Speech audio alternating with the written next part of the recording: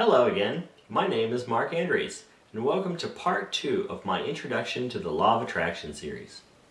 I'm an international speaker and Law of Attraction coach who helps people every day to use the Law of Attraction more deliberately and effectively in their lives.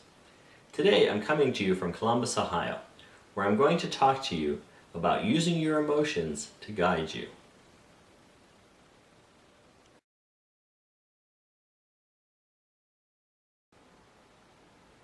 Okay, well let's get started with part 2.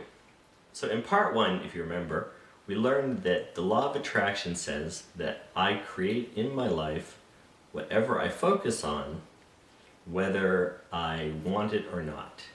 So in this part, we're going to talk about how you can tell if you're focused on what you do want or if you're focused on what you don't want. And your emotions are an actual feedback mechanism that let you know what you're focused on. So, if you're focused on something that you do want, you will feel good. So if you're thinking about the car that you want, or you're thinking about that dream house, or you're imagining your perfect relationship, or you're thinking about some future goal or something, then you feel good. Likewise, if you're thinking about experiences that you enjoyed, things that you like to have more of, like that vacation that you enjoyed on the beach, or going skiing in the mountains, things that you enjoy, then that's telling you that those are things that you want as well. So you're focused on what you do want. And when you're focused on those things, it feels good. On the other hand, when you're focused on things that you don't want, you have your emotions will feel bad. And these are things like fear and anger and sadness and worry and depression and all those frustration, all those bad feelings come when you're focused on what you don't want. So for example, if somebody does something to you, like let's say you're driving in traffic and they cut you off, you didn't want that to happen and you're focused on something you don't want. So you feel anger, you feel frustration. If you're waiting in a long line and you want to get to the front of the line and you're feeling impatient and frustrated, that's because you're focused on what you don't want. You don't want to be sitting there waiting in line. If you're thinking about what could happen, that maybe you could lose your job. Right now the economy is not very good and you're worried that you're going to lose your job. Again, you're focused on something you don't want. You don't want to lose your job. You're thinking about it, so you feel that worry, that fear in you, which doesn't feel good.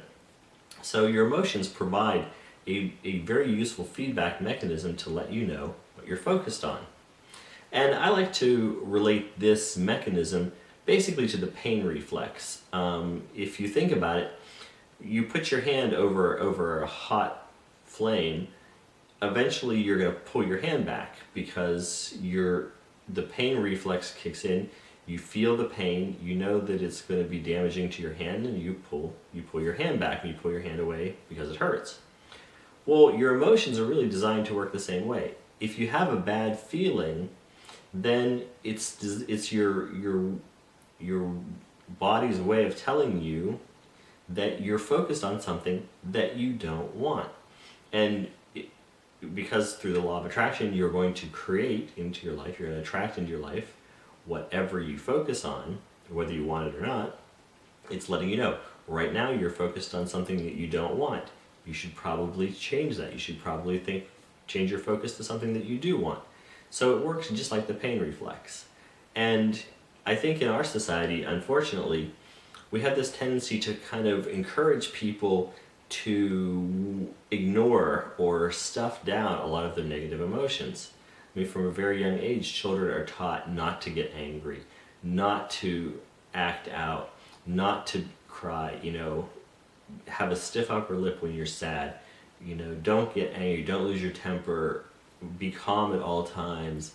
And so we're really kind of working against that natural mechanism, that natural feedback mechanism of the emotions. And I think, to me, that's kind of like, we're using some kind of anesthetic like Novocaine to deaden our hand. Well, if we deaden our hand and we can't feel the pain of the open flame, then what happens is your hand is on the open flame and you don't pull it away because you don't feel the pain. And then eventually you have your hand catches on fire and your hand burns up. So I think that's why it's very important that we pay attention to our emotions. And when we do have bad feeling emotions like anger, fear, worry, depression, sadness, we know that that's a valuable feedback mechanism letting us know that we're focused on what we don't want. So we need to change our focus. So when you're feeling bad, one of the things that you can do is try and think thoughts that feel better. Even if it's kind of like the old adage of getting your mind off of it. If you're thinking about something that you don't want or you're worried about, then think about something that you do like. Remember a good time, or think of somebody that you love, or think of something that you appreciate, or think of something that you enjoy. Change the subject, change your focus to something that you do want. Another thing that you can do is to pretend that you're going to give a pep talk to one of your friends. So imagine that your friend is in the same position and they're worried about something, or they're feeling sad about something, or angry about something, and you're going to kind of soothe them or give them a pep talk. How would you talk to them? Well, imagine that and then talk to yourself in that way. Give yourself a pep talk, or give yourself a kind of a soothing talk to help you change your focus, and it's going to be okay, and you'll get less and less focus on what you don't want, and also you'll feel better. So that's how the whole emotion feedback system works. In the next installment, we'll talk about the magic question that will let you flip very quickly from what you don't want.